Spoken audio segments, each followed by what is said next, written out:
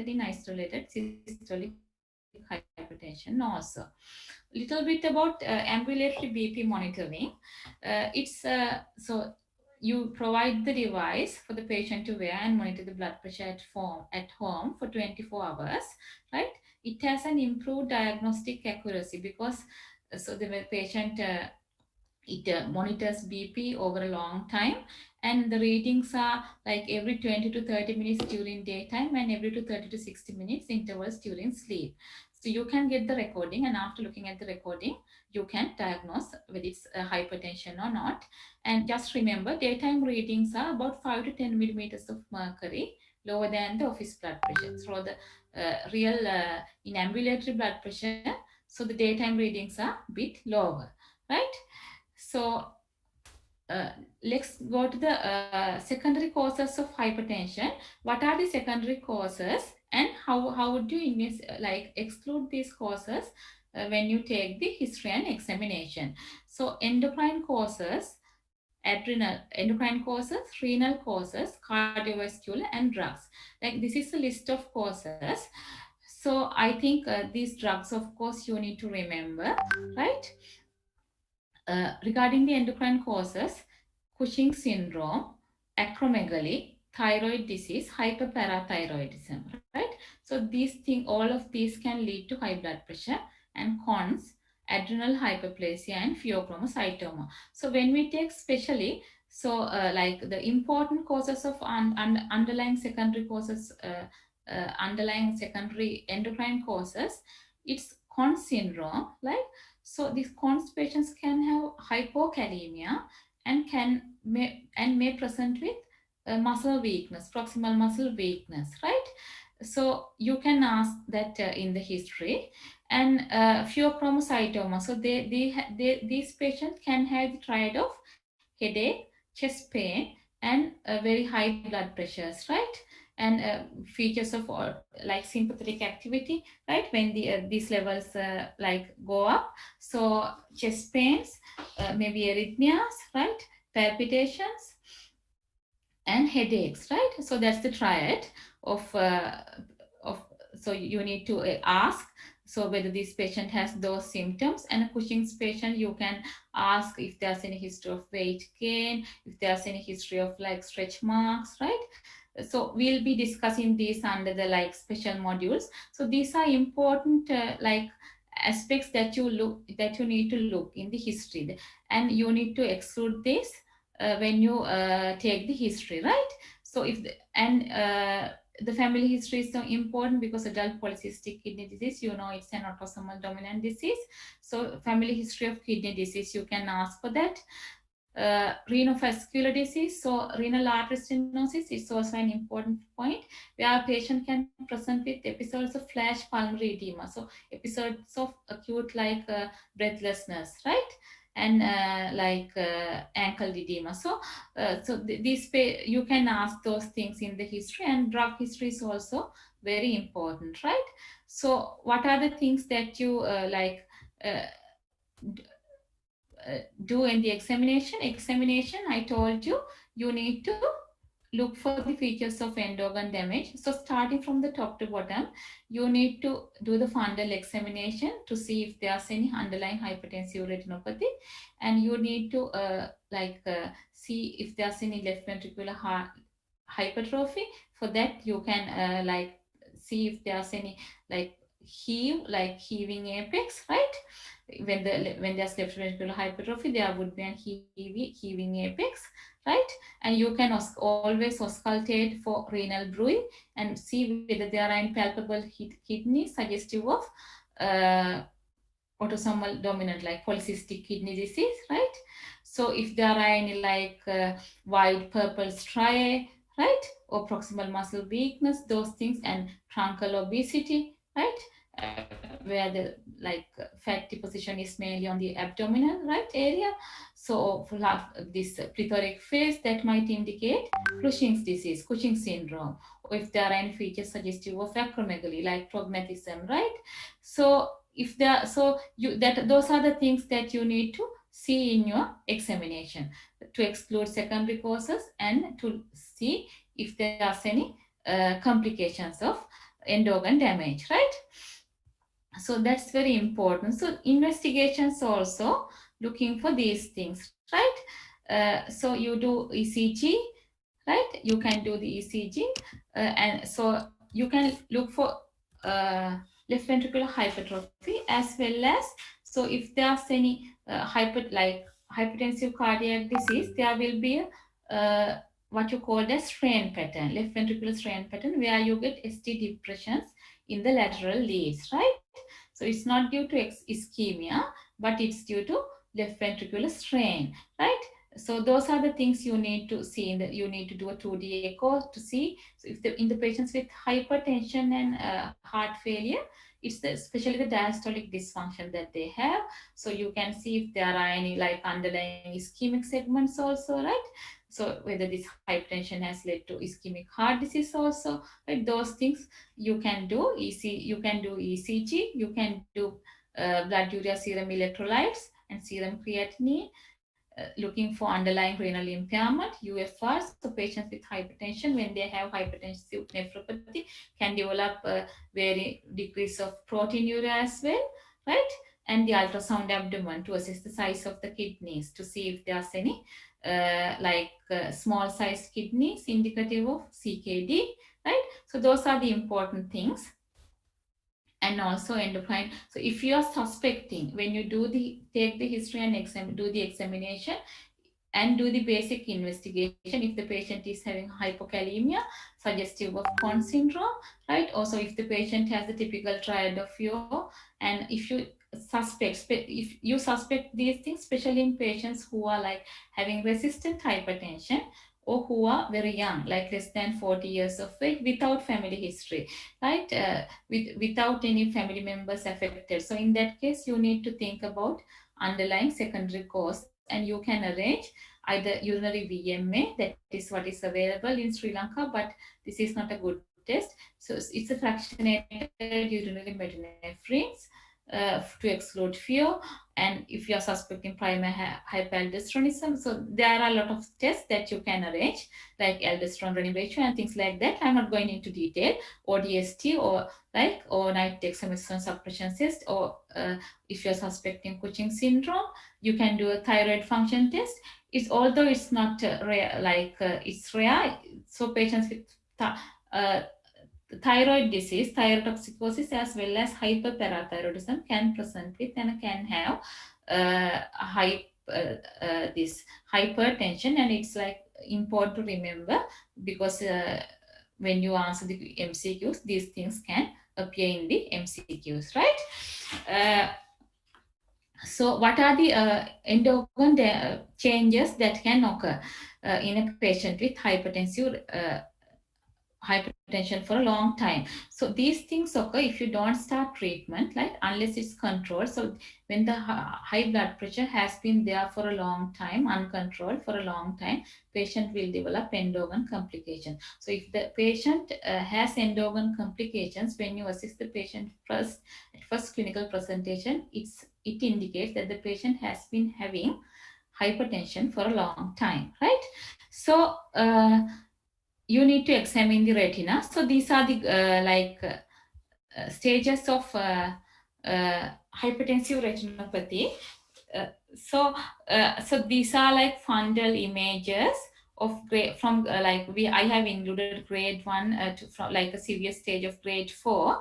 So if you are not familiar, just get an idea, right? So this is the optic fundus. So these are the arteries and veins just radiating from the optic fundus, right?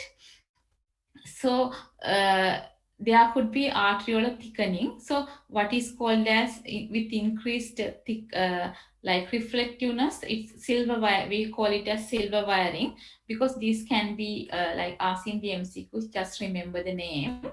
If you are like so it's here they haven't demonstrated here. So AV nicking is where the arteries crosses the veins.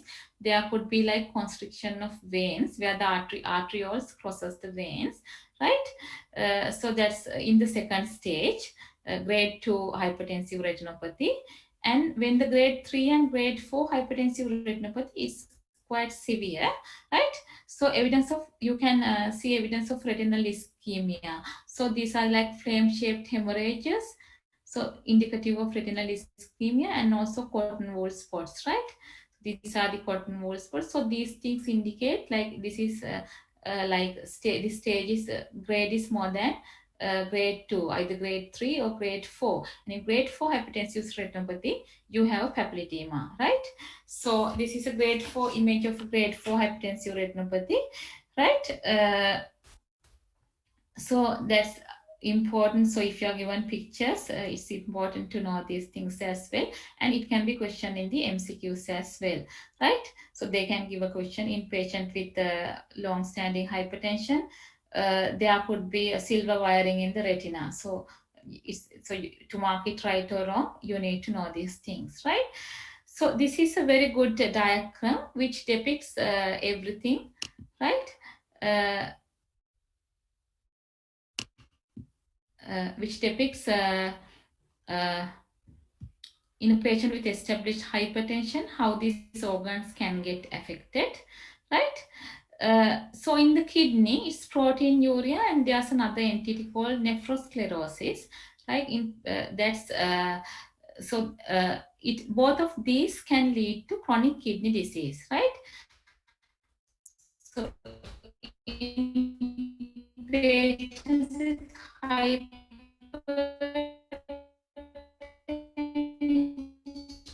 only without diabetes who present with CKD,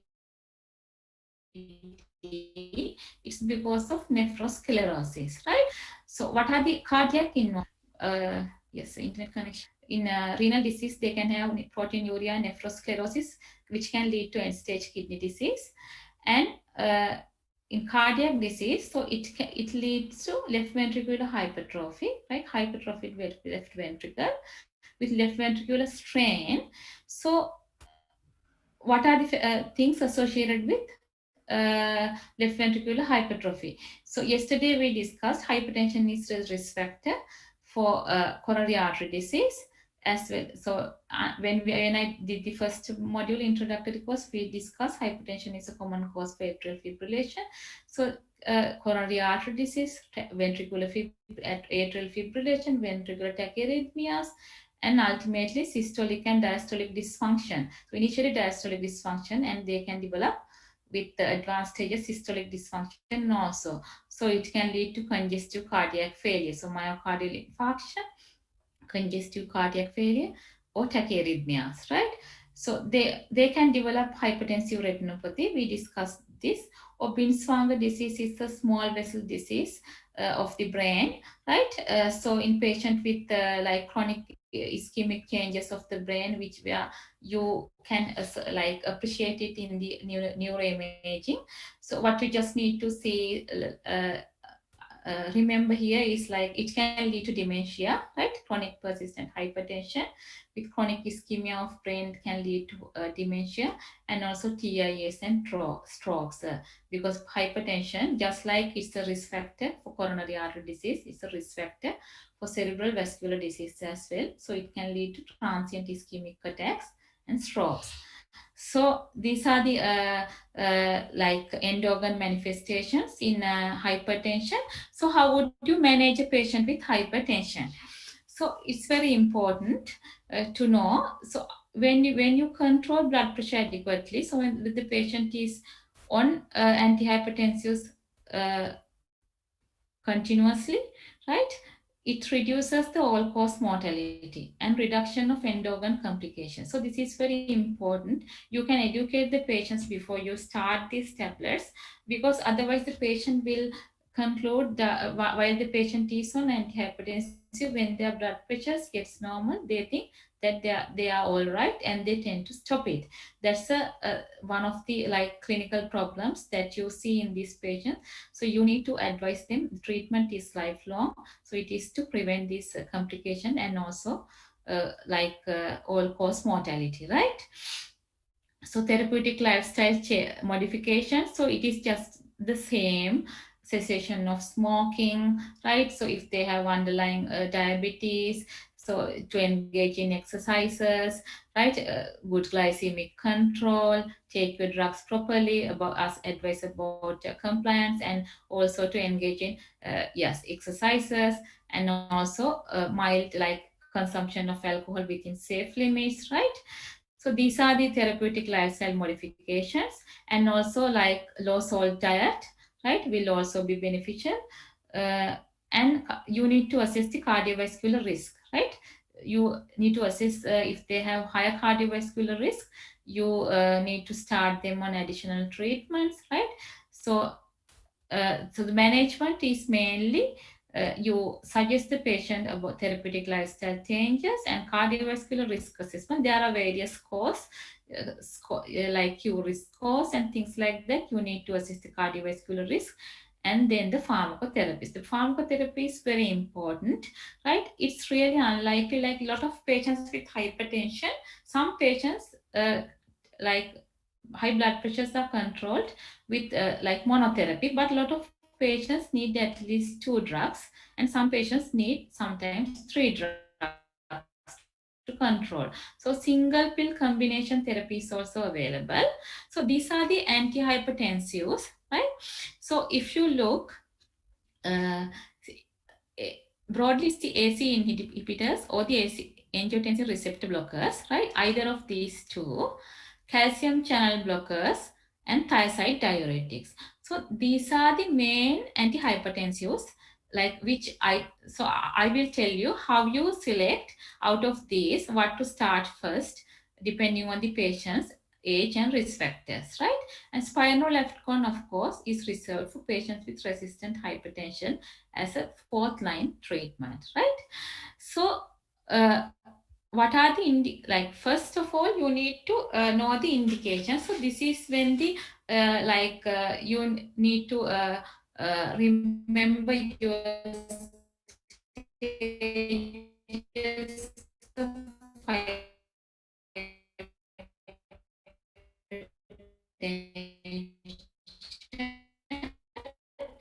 so in stage 1 patient start treatment if the patient is having than 140/90 with or renal disease. So for the stage 1, it's high blood pressure plus presence of endocrine damage. For stage 2 hypertension, right, it's all patients should be offered treatment, so that if the blood pressures are more than 160/100, so you regardless of the of whether the patient is having underlying uh, endocrine involvement or not, you just straight away start treatment, right? And for severe start hypertension, it's an emergency. I will discuss it later. So you need to start treatment immediately, right? So before going to the malignant hypertension, I will tell you how to go about uh, treatment, how to go about this antihypertensive therapy in this patient, how to select. So if the patient is younger than 55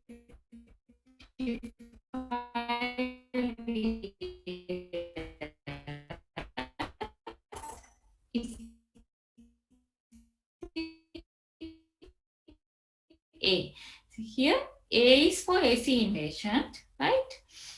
For patient with 55 years or older, and for black patients of any age. So for black patients, it's the calcium channel blocker of any age, or if the patient is more than 55 years. So the first line, as you can see, is either an AC inhibitor or calcium channel blocker. But I think it's worth mentioning. So in a younger patient less than 55, before starting AC inhibitors, it's worth excluding renal artery stenosis because it's contraindicated in bilateral renal artery stenosis, right? So you need to exclude that and then go for it, right? So calcium channel blockers for all the patients. And step 2, if the patient is not blood BP is not controlled with monotherapy, you combine the other drugs. Second line for patients with AC inhibitors is the calcium channel for, and vice versa, right? So what is the third line? If the blood pressure target, what is our target? Target is to uh, so you should know about the targets also. It should be less than 140/90, right?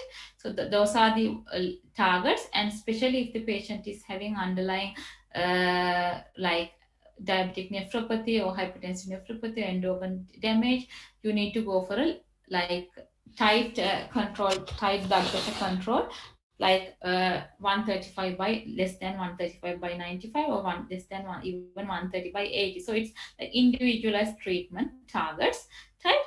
So depending on the risk factors and comorbidities. So to achieve this target, if the patients are not controlled on dual therapy, you go for triple therapy. So you add on a diuretic. It's a thiazide diuretic. So it's an AC inhibitor,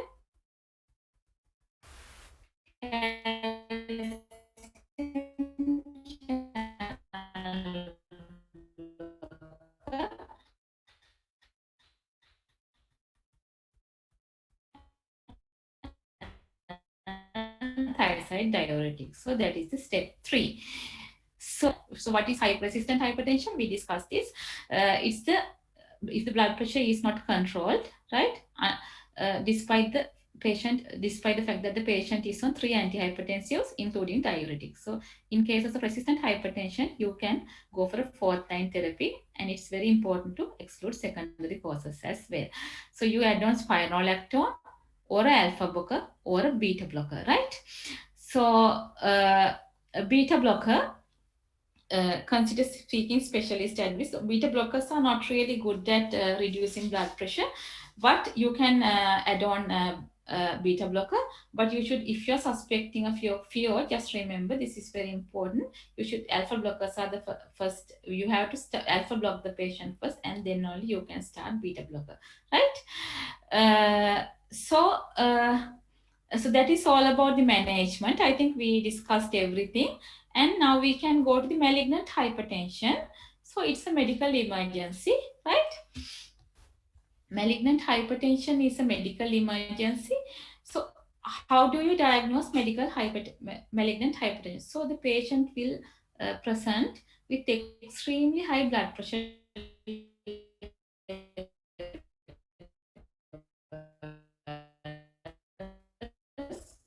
right? With systolic blood pressure more than 180. Here, because the connection was disturbed bit. So it's a cutoff of more than 120, right? And for the diagnosis, it's very important. Papilledema has to be present. So the patient will have papilledema also with malignant hypertension.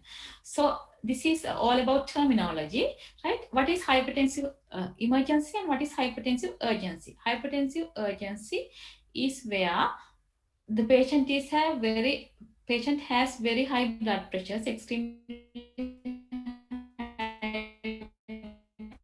high blood pressure, but the patient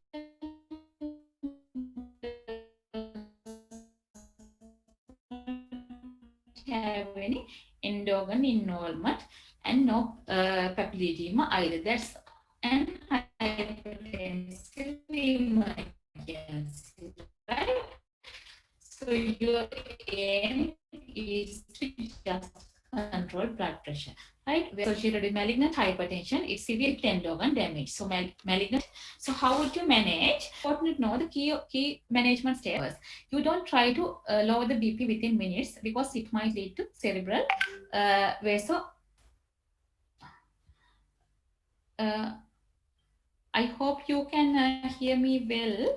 I don't know whether the connection got a bit disturbed.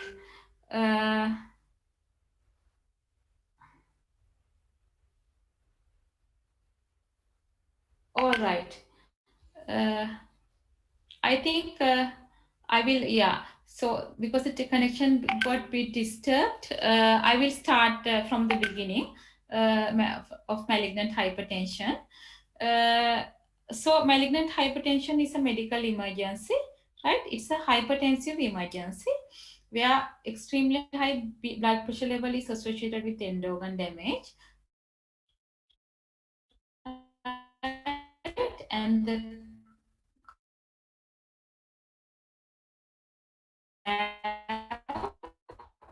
papilledema, right? So you lower the blood pressure, and it's within few hours. So our target is like, so within the first hour, we our target is to lower the blood pressure about 10 to 20% of from the level that he has, right? So it will obviously lower the blood pressure, right? So it wouldn't normalize within the first hour. So then our target is to within the 24 hours lower again up to 15%. So reduction of mean arterial blood pressure, right, within the first hour for about 20%, 10 to 20%, and within the next 24 hours, 50 about up to about 15%, right? So uh, it is not like you should not aim to lower the blood pressure very instantly, because it can otherwise it can lead to cerebral hypoperfusion, and even so can lead to strokes, right? So you should be really careful about this. So just you wouldn't be asked about doses, but just remember this is an emergency, so it's IV drugs. So it's IV nitrates, IV sodium nitroprusside, or IV labetalol, or esmolol. Those are the beta blockers, right? IV labetalol or esmolol, or IV nifedipine. Nifedipine is a calcium channel blocker, right? We discussed yesterday. So these are the treatments we can use to control the blood pressure. So what are the causes? The commonest cause is non-compliance with the medication, right? The patient has, or withdrawal. The patient has either completely stopped, patient is not taking continuously. So that is the commonest cause of malignant hypertension. And you should always think about underlying causes when a patient presents with malignant hypertension.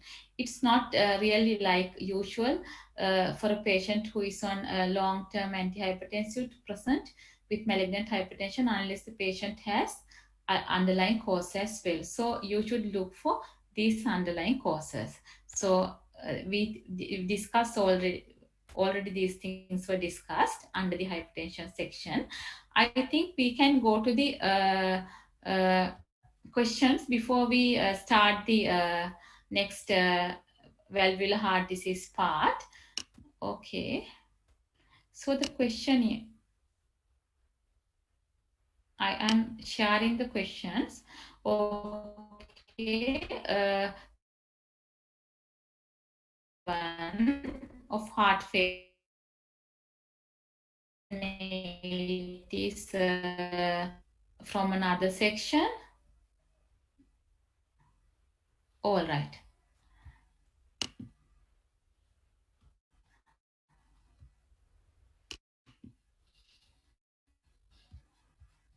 I hope you can see the screen.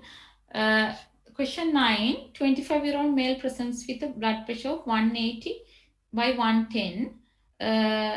Which of the following, true or false, right? Investigation, which of the following investigations will help you to find out a cause? ECG, no. ECG will will indicate only the LVH with strain pattern, end-organ involvement, right?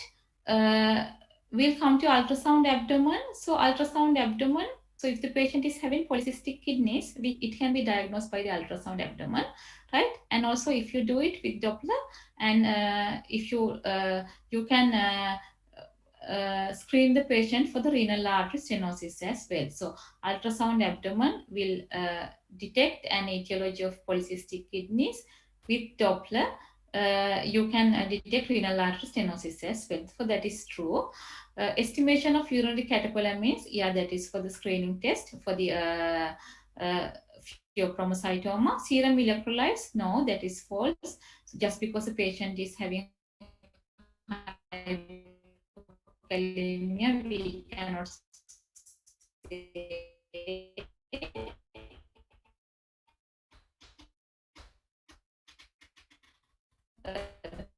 the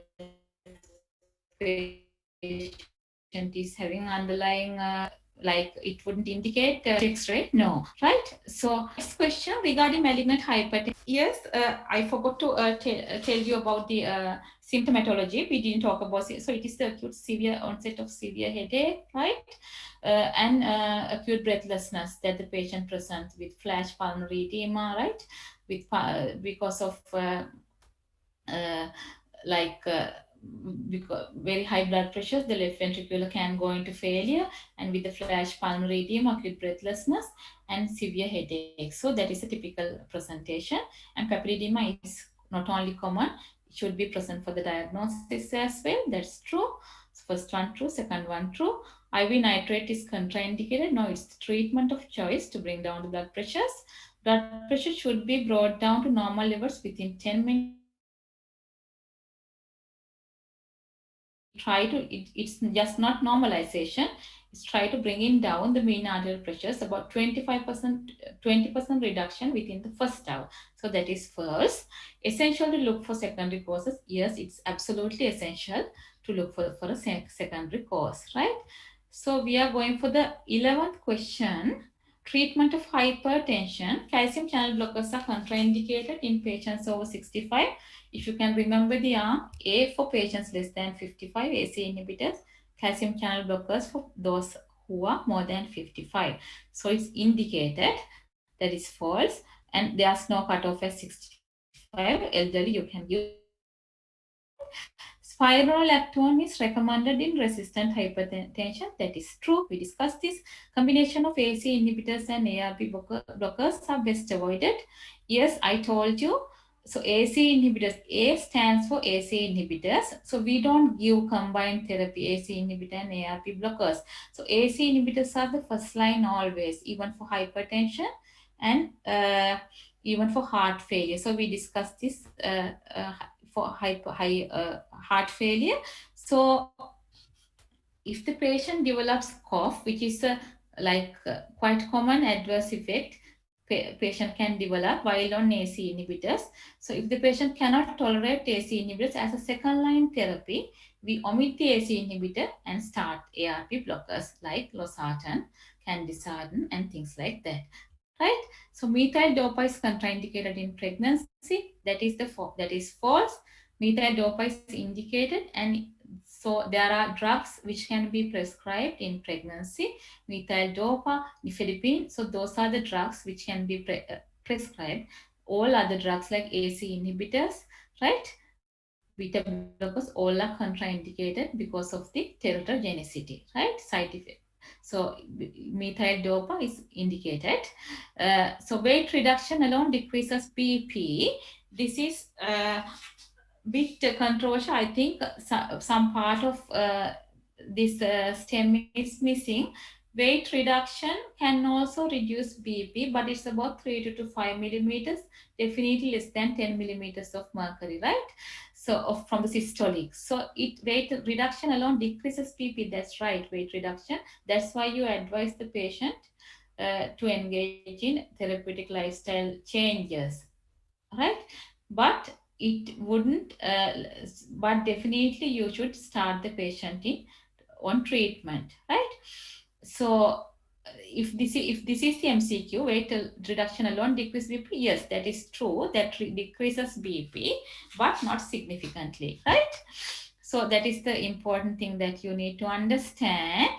So I think we can go to the next part, that is the valvular heart disease.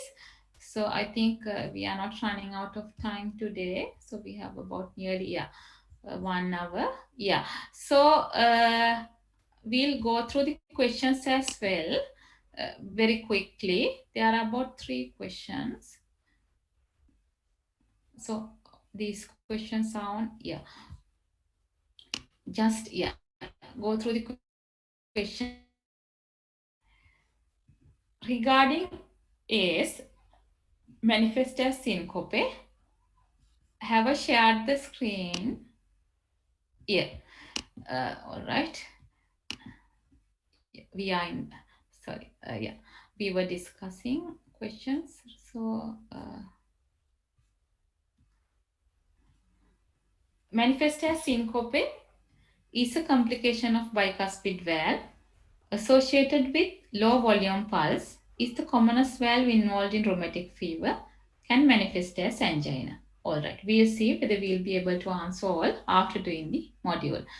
Mitral stenosis causes left ventricular failure, heaving apex, presystolic accentuation is prominent with atrial fibrillation, slow rising pulse, common in rheumatic fever, right? And mitral regurgitation, third one. Acute rheumatic carditis can be a cause, right?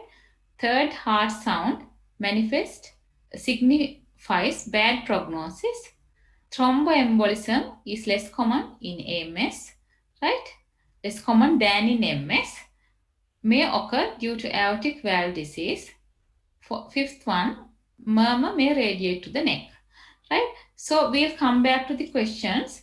Just give me 2 minutes. I will share the screen for you to go through, and I will drink some water and come in 1 minute.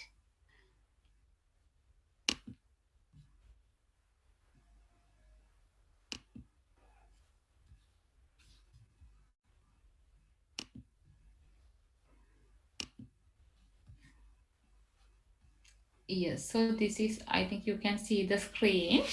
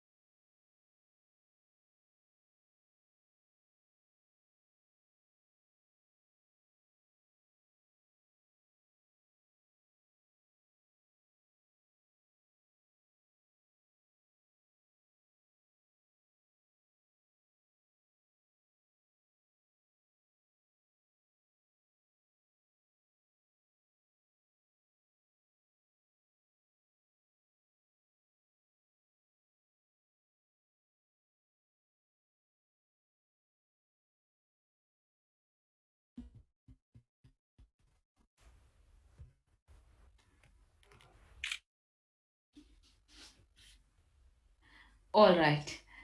So, uh, yes, I think now my internet connection is stable. Yes. So we'll start. So this is the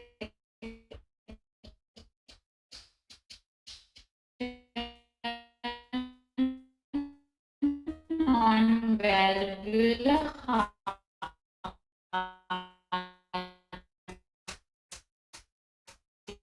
disease, right? So I'll be right to start with constriction. It's like a reduction in the surface area of the valve. Uh,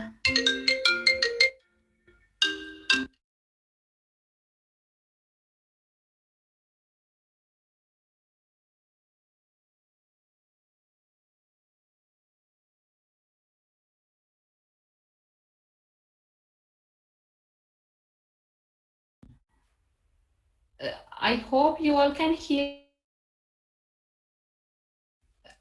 So sorry for the disruptions in the internet.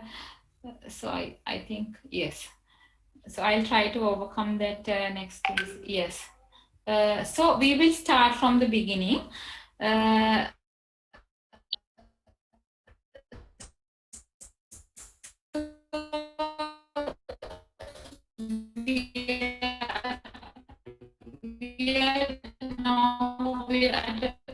going to discuss about the stenosis, right?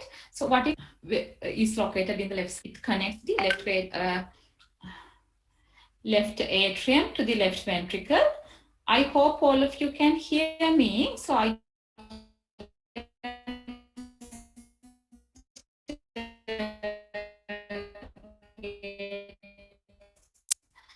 message from the coordinator that you, I don't know whether the connection asked me to repeat, maybe unmute and ask me to repeat. Can you all hear me? Because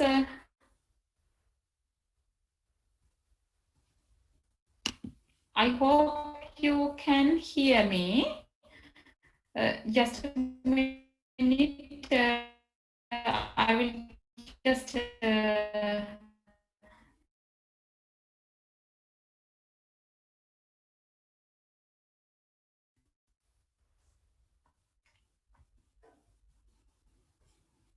yes. Will be.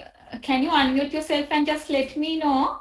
Sanduni Daniel, can you hear me all? Or,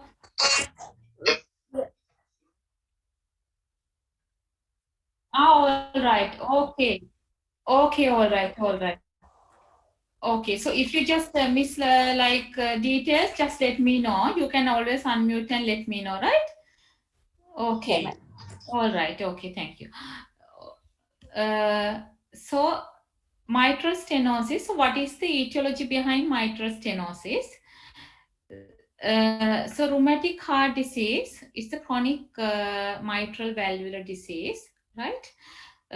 Can lead to mitral stenosis, stenosis of the valve because of chronic inflammatory changes, right? Which can lead to fibrosis of the valve. It is the commonest cause of mitral stenosis.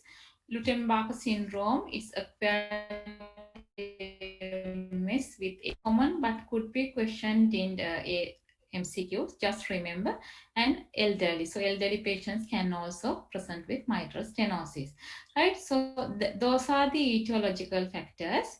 So we'll just talk about the pathophysiology behind this.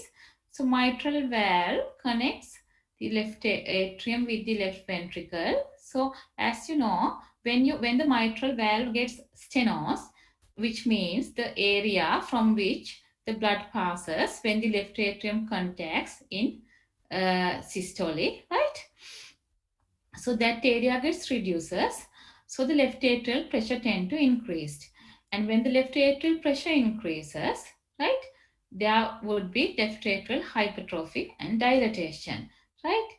So when there's left atrial hypertrophy and dilatation and increased left atrial pressure, so it is this pressure is transmitted backwardly to the pulmonary veins and the pulmonary arterial system, and so the pulmonary arterial pressure also increases, and there could be uh, like reactive pulmonary vasoconstriction, and which ultimately leads to pulmonary hypertension. And when there's pulmonary hypertension, right heart pumps again the pulmonary circulation, so the right heart pressure increases, right? So it can lead to even right heart failure, right?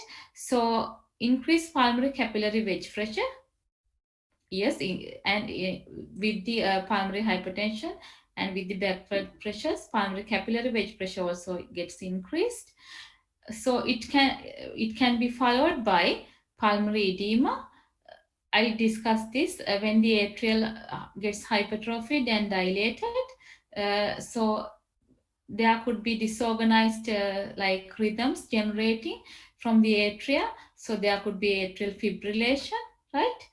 And loss of coordinated atrial contractions. And atria wouldn't be able to contract but effectively. So it's just disorganized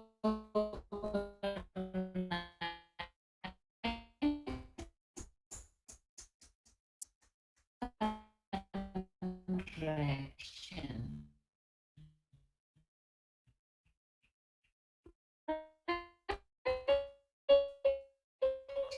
So it's the reactive pulmonary hypertension, right failure, and ultimately it can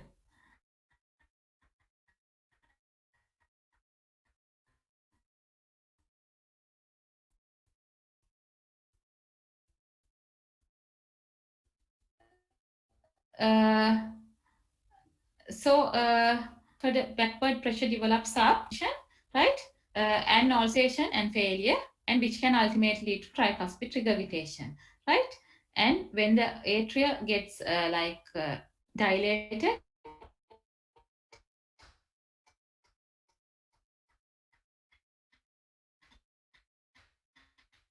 there would be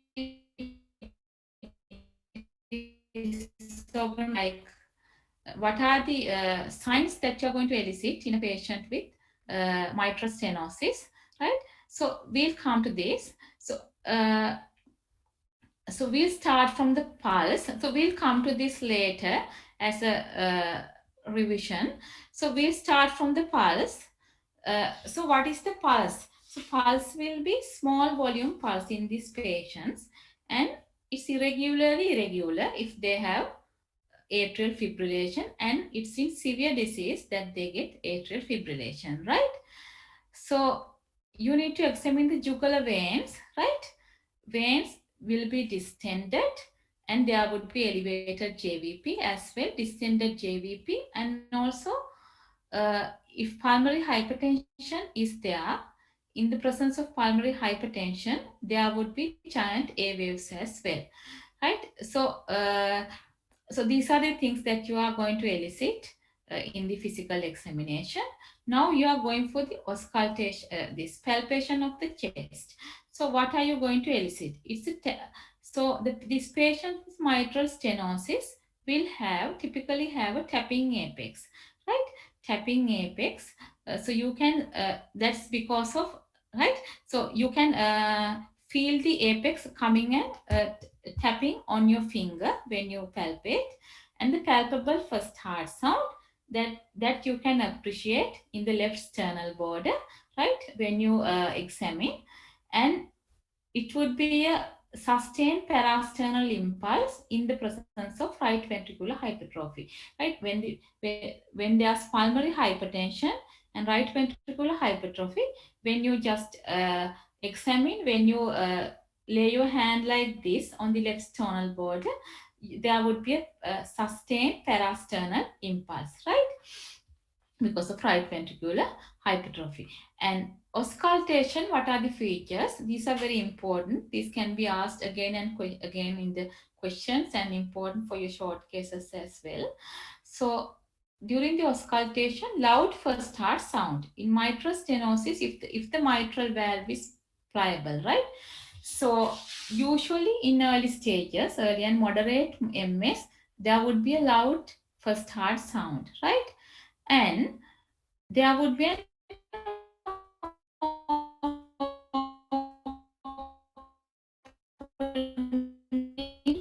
snap.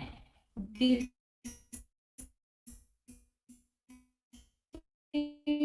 of course would be difficult to elicit during increased left atrial pressure. So the left atrium, like when the valve suddenly opens up, there would be you would hear an opening snap.